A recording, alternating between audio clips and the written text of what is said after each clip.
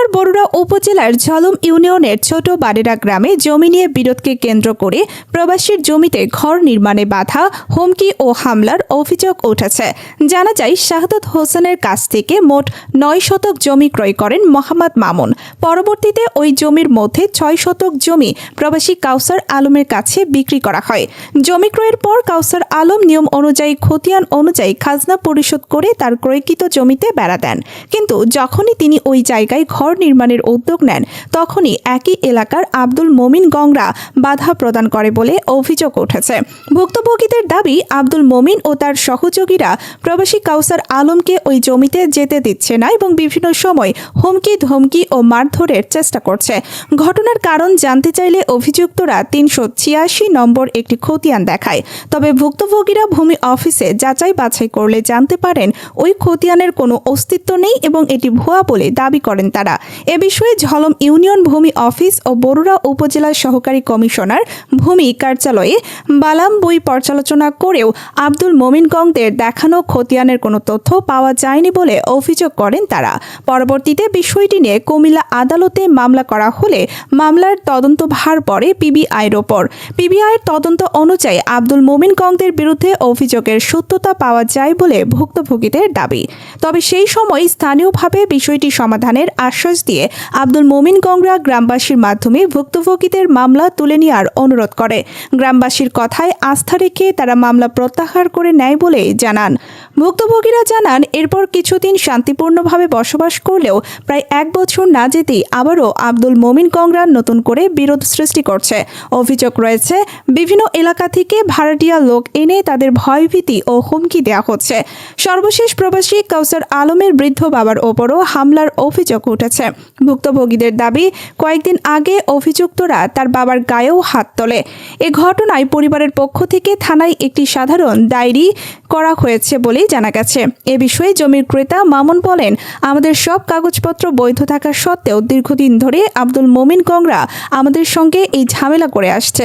ভুক্তভোগীরা বর্তমান সরকার, সংশ্লিষ্ট জনপ্রতিনিধি, জেলা প্রশাসন ও আইন শৃঙ্খলা রক্ষাকারী বাহিনীর কাছে সুষ্ঠু তদন্ত ও ন্যায় বিচারের দাবি জানিয়েছেন।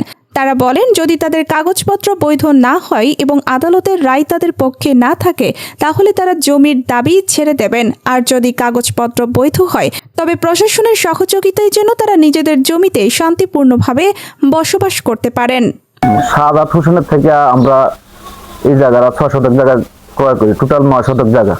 এর মধ্যে 6 শতক আমার স্বাস্থ্য ভাইয়ের কাছে, কাউসার আলমের কাছে বিক্রি করছি। পরে আমি বিক্রি করার পরে কাউসার আলম ক্ষতিঋণ খারিজ করছে, খাজনা টাজনা দিছে, দিয়ে বেড়াটারাও দিছে। বেড়াটা দেওয়ার পরে যখন কোনো স্থাপনা করতে যায়, তখন আব্দুল মমিন, শাহিদা বেগম, আমির হোসেনের স্ত্রী বিল্লাল হোসেন, আরো কয়েকজন মিলা তারা এখানে কোনো কাজকর্ম করতে দিতেছে না। তারা ভিন্নভাবে হুমকি ধমকি বাধা দেয়, আমাদেরকে কোনো এখানে যাইতে দেয় না তাদেরকে। তো তারা কি দাবি দেওয়া কি নিয়ে তারা দাবি করে করলে তারা একটা খতিয়ান দেখাইছে, 386 নম্বর খতিয়ান। আমরা যাচাই বাছাই করে দিই খতিয়ানটা ভুয়া। আমরা ইউনিয়ন ভূমি অফিসে তদন্ত নিছি, বালামগুলা দেখছি, তারপরে উপজেলা ভূমি অফিসে দেখছি, কোথাও এই খতিয়ান পাওয়া যায় না। 386 নম্বর খতিয়ান ভুয়া। একটা পর্যায়ে আমরা মামলা করছি। মামলার মধ্যে সিবিআই তদন্ত দিয়েছে। সিবিআই তদন্ত অনুযায়ী তারা দোষী সাব্যস্ত হয়েছে।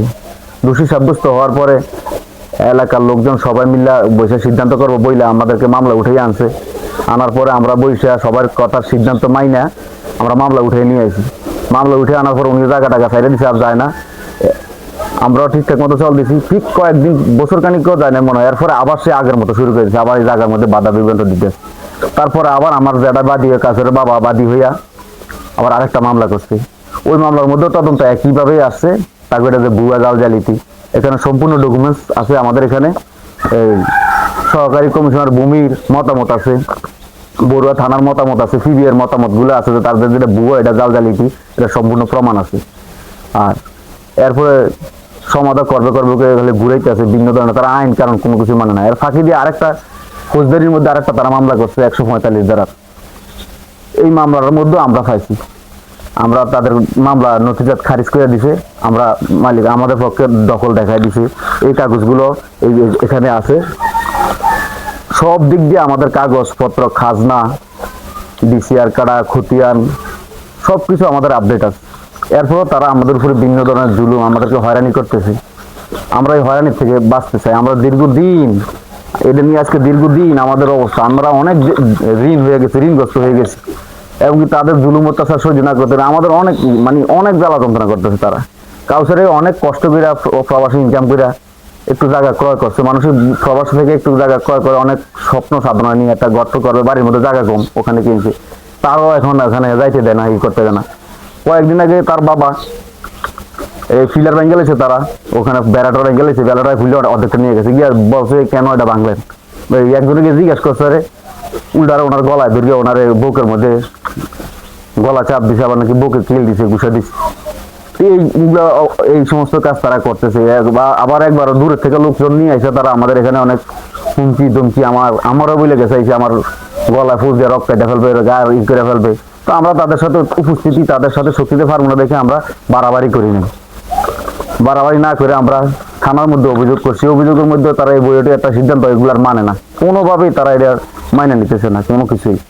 এক পর্যায়ে তাদের সাথে আমরা পারতেছি না পারি। এখন আমি আপনাদের মাধ্যমে ভিডিও ইয়ের মাধ্যমে যদি আল্লাহ যদি আমাদেরকে একটু স্বস্তি দেয়, আপনাদের কার উছিলায়, এই কারণেই আপনাদের কাছে আজকে আমার এটা বলা। বর্তমানে আমরা যে পরিস্থিতির মধ্যে আছি, খুবই করুণ অবস্থা আমাদের। এই জঞ্জাল থেকে আমরা মুক্তি চাই। এই জন্য আমি বর্তমান বাংলাদেশের প্রধানমন্ত্রী জনাব তারেক রহমানের সুদৃষ্টি কামনা করছি এবং জেলা প্রশাসকের সুদৃষ্টি কামনা করছি। গণ্যমান্য যারা আমাদের এখানে বর্তমানে মন্ত্রী সাহেব আছে, জাকারিয়া তাহের সুমন, ওনার সুদৃষ্টি কামনা করছি। এবং আমাদের যে ইউনিয়নের চেয়ারম্যান আছে বা যারা কর্মকর্তা আছে, যারা দায়িত্বশীল আছে, যাদের দ্বারা আমরা এই অন্যায় থেকে রক্ষা পাবো, যাদের হাতে, তাদের সবার সুদৃষ্টি কামনা করছি। আমরা মুক্তি চাই, আমরা সবার কাছে সাহায্য চাইতেছি, যেন আল্লাহ পাক তো আমাদেরকে উদ্ধার করবে, তবে সবার মাধ্যমে উদ্ধার করবে। এই সবার মাধ্যমে থেকে সহযোগিতা চাইতেছি আমরা। জায়গাটা কিনার পরে তারা আমরা বেড়া গোড়া দিতাম, গেছি তারা আঙুরে বেড়া গোড়া দিছি, দেওয়ার পর থেকে এখন তারা আমরা যাইতাম দেয় না। বদুয়ারও কত বাই চাইছে, মাস ছুটি বাইতেছি, আইয়া সব রেডি বেডি করছি। তারা ওই দেওয়ার থেকে কিছু লোক আনছে, আমার শাসা ফোন করে বেটার শ্বশুর বাড়ি, তারা এই আঙ্গুরে জায়গাটা বাধা দিচ্ছে যেন আমরা বদুয়ার না করি। মসজিদ কিন্তু জায়গা আমার কাছে বিক্রি করছে। তারপরে আবার মামুন থেকে কিন্তু জায়গা কিনছি আমরা। কিনার আগে কোনো বাধা বিন্দু আঙ্গুর দেয় না, যখন জায়গা কিনছি অনাঙ্গরে বাধা দেয় এবং হুমকি দেয়। এখন কিছুদিন পূর্বে আমার বেড়া গোড়া ভেঙে লাগছে, আমি এক ফোয়ারের বাচ্চারের দিকে আরেকজনের দূরে আমার মারামারি করছে, হুমকি ভাঙি দিছে, গলায় শিখে দিছে, বুকে কয়েকটা লাঠি দিছে, বসি দিছে।